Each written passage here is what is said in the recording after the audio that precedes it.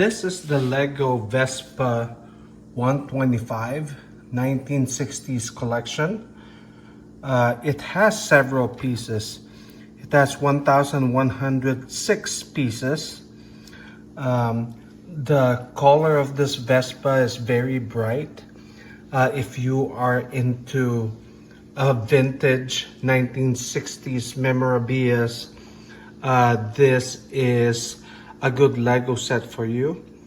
It is quite challenging to put it together, but if you have been building Legos for a while, you will surely enjoy working on this.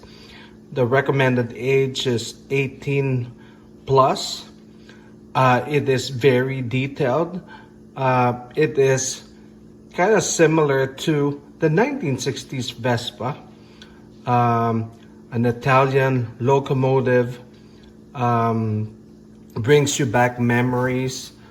So I truly recommend this Vespa 125, but make sure you keep the box because sometimes, they go up in value. But Lego is making their products very realistic, and this is a good example of it.